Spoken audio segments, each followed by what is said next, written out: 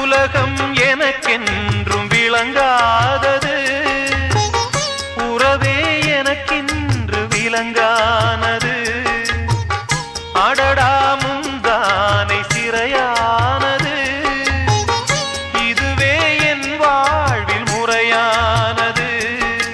பாறை ஒன்றின் மேலே ஒரு பூவாய் முளைத்தாயே, உறவுக்கு உயிர் தந்தாயே.